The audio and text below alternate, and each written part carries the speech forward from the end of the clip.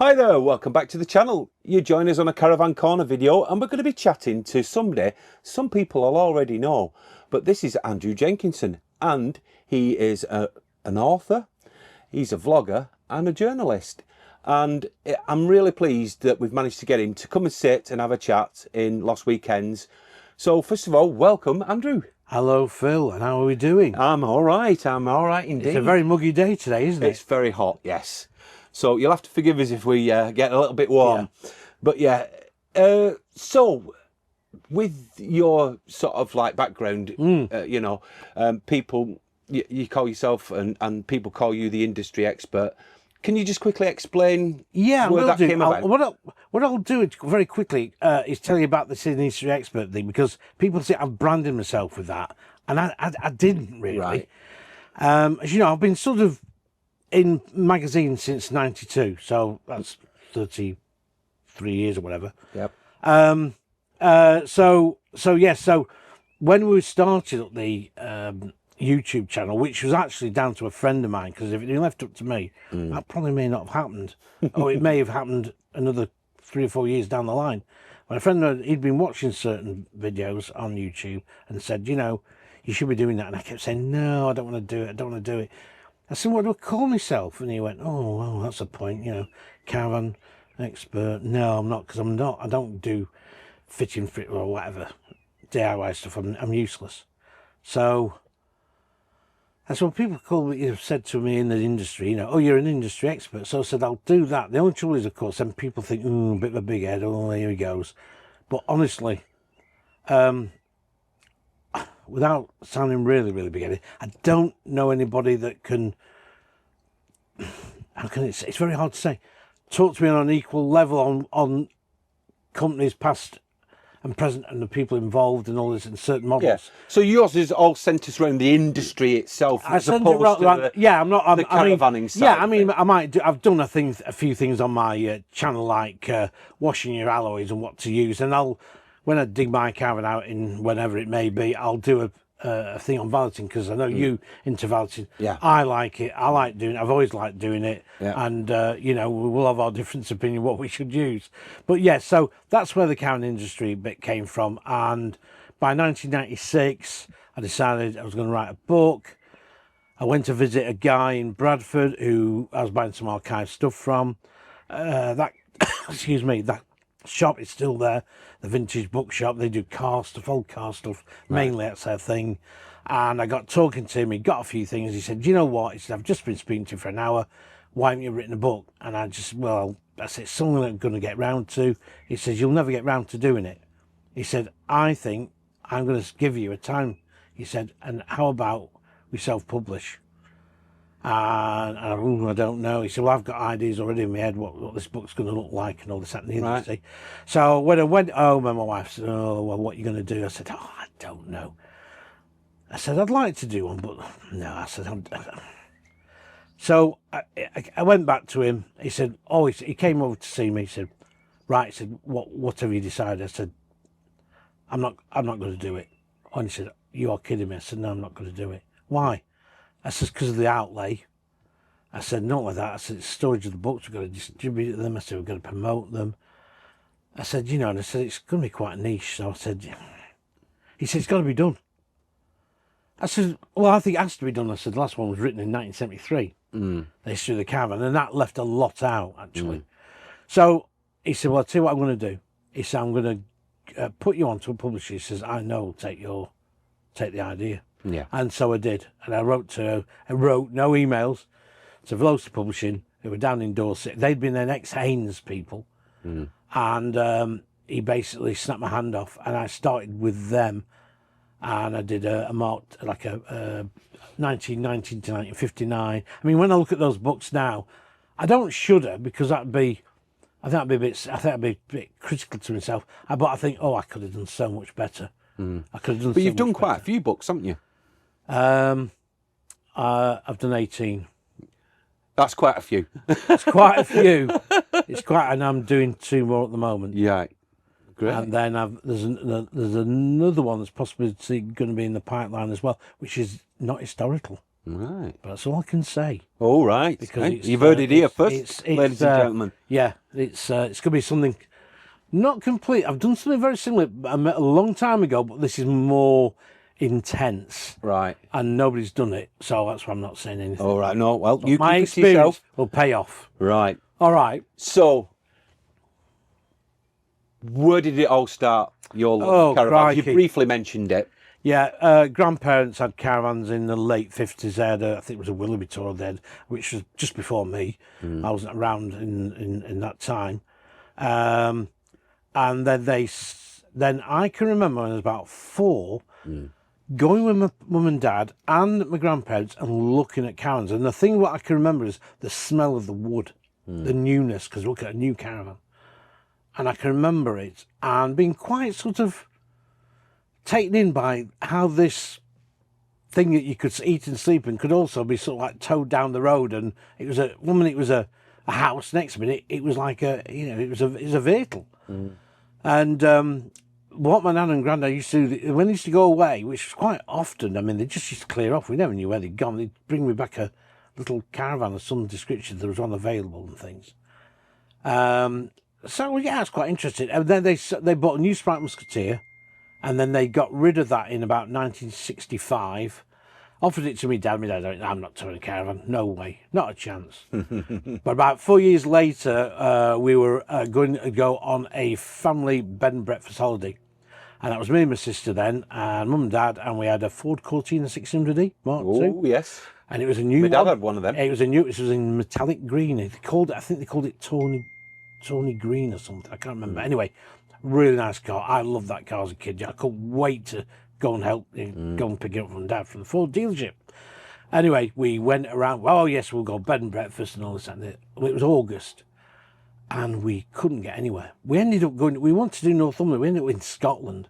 I remember being very sick outside a restaurant, and that sort of didn't go down well.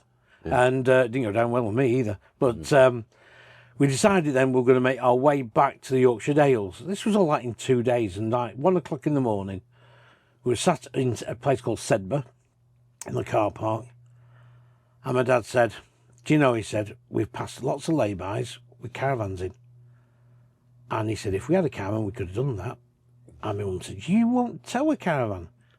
He said, well, you know what? He says, let's go home. And somebody said, and the day after, he says, once it's unpacked, he says, we're going to go looking at caravans. And that's what we did. Right. And we bought a second-hand caravan. It was about 12 months old at the time. And that was from a local dealership, which is still there, called Birmingham Caravans. They'd been a caravan manufacturer many moons ago. I won't bore you with that bit. But anyway, we bought our first caravan from there. And Dad used to always get motor and autocar magazines, because you did in those days. Yeah. My dad was into cars. And he said, well, get this magazine called Caravan Magazine. I'll order it. You know, and I said, get this magazine. I pick it up, I start reading it. Oh, so intrigued. We get a new model. There'll be a new model out. And my dad said, oh, this looks nice. Yeah, it does, Dad, but can we sit? No, there's no dealers near us. No dealers near us. And in those days, there was Sprite had about 350 dealers. Right. So I reckon in the country, there must have been around about 700 dealers in back then. I think it's about what? I don't know. Might be 100 now, if that. Yeah. So it was the glory days. And so if we were ever passing a caravan dealership, Dad would say, go on, I'll take you in. And we'd go in, and if there's any brochures, I'd pick them up. And that's how I got into it. And I just loved it. But I didn't stop buying Caravan Magazine. Now, I say I didn't stop buying it. Dad was buying it, and I had to collect it. And in those days, you went down to the newsagents, Yeah. and he'd have it there, and he'd say, your magazine's in. Oh, right, I'll collect it tomorrow. When previous, I was like, yeah, give it here. And Excuse me. This is really annoying. Just carry on. I'll just turn this off. Yeah, no worries. And so my dad said, I said, Dad, you owe £5. What on earth for? I said, Caravan Magazine. Well, he says, I'm stopping it. I said, you can't stop it. We've been ordering it for like 10, 12 years. He said, well, you pay for it. So I said, yeah, we'll do. Okay, then. So I did, and I'd pick it up, and I started flicking. By 1982, 2 years, I started to get really, really interested in it then, and then I started to get, well, I was just like, became really passionate, and I saw the new models. There was a 84, there was again an uprise in sales. And I started to go into, I went to the Lawn Trade Show in '84, and it only been open to the public a year before. And I did every year till it finished in 2019, never missed a year. Right. And I did NEC 85. NEC started about 80, in its form as a caravan and boat show, but I think it was about 83. And I started going in 85 and did every year from there on. Right. So I was really, really hooked, if you forgive the pun, on the caravan scene and the motorhomes as well. And also, you see, I used to, my parents sold a Tourer in about 78, and they got static. Right. And I was still interested in statics because when I was 16, I was going to leave school. I wanted to get in the caravan industry. I was saying to my careers teacher, he said, right, you know, what are you going to do? Do you want to be a bricklayer? Do you going to be, no. What do you want to do? Say, no, I want to go I want to design and make caravans. There's nothing in here for you, son, for that. But that's what I want to do. That's what I want to do, sir. Yeah. So he said, right, okay. And luckily, he was a bit of a he was a history teacher as well. And he knew my dad, because my dad was mad on history. He wanted to be a history teacher, my dad, but he never did. And he said to my dad, he said, your lad wants to he wants to go and build caravans. So my dad said, oh yeah, oh God, he's been on about this for a while now. He designs them as well, draws these drawings and makes models of them. Well, he said, I can get him on an apprentice course. He said 1 day a week, because we used to have day release back in those days. Yes, yeah. I might be a bit through your time, Phil. You're not as old as me, you see. I don't think I am, but but day release. You did do day release even when I was at school. You'd be a plumber or a bricker, didn't you? Yeah, you could do all. Well, I didn't go on the normal courses with the normal boys. I went with the big boy apprentice who played loads of tricks on you and gave you a friendly beating up every now and again. And some of them worked for a left-handed dammer. I went for plenty of those. Long Stand was a famous one. Long Stand, Long I remember Stand, that one. Yeah. And a company that was building caravans here, not far from where we're at now, was a company called Dovedale Caravans, and they were owned then by Pemberton. Now, Pemberton make large lodges now and park homes, and still make what you class as a static caravan, as I call a holiday caravan, leisure home. And Pemberton were a massive manufacturer at that time. Now I'm talking around about 72, 73. Every site you'd have gone on, you'd have been rows and rows of Pembertons. And they'd made Taurus a few times, and then they'd come to a stop, but concentrate on static stuff. So they had a factory at Wigan.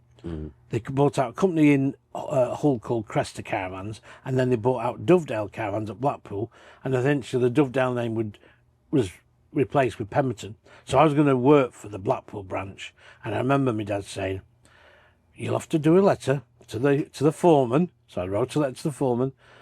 And at the college, we used to have a guy called Mr. Ellison. He was a Liverpudlian, and they used to call him Ellie Bobkins. Right. And he used to get the rip taken out of him, you know.